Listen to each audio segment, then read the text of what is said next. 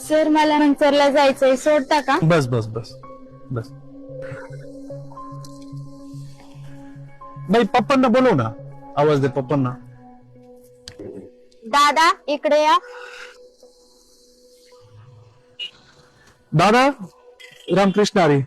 तुम्ही मला ओळखलं का? बाई तुम्हाला ओळखलं का? नाही. अहो पण दादा असं कसं करता तुम्ही?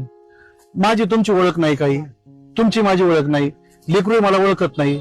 मग असं अनोळखी माणसं बरोबर पाठवू नका ना कुणाला. लेकराला अनोळखी माणसं बरोबर पाठवू नका. दिवस खूप खराब चाललेले आहेत. तुम्ही आता समजा तिला मंचरला जायचंय ना, तुम्ही हेल्मेट जर्किन, तुमच्याकडे गाडी टू व्हीलर असेल ना तर तुम्ही हेल्मेट जर्किन घाला, तिला पण जर्किन वगैरे द्या घालायला, आणि तुम्ही तिला मंचरला सोडून परत घरी या. संध्याकाळी तिला जर तुम्हाला कॉलेजवरून किंवा कुठून कामावरून जर आणायचं असेल तर तुम्ही स्वतः जा आणि घेऊन या.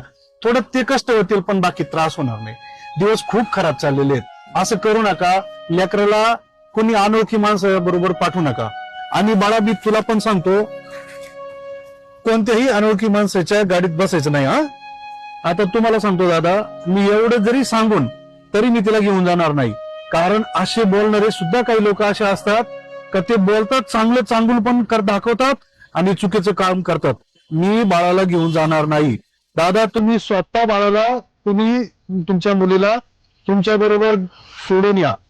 रामकृष्ण हरी. बाळा ये खाली.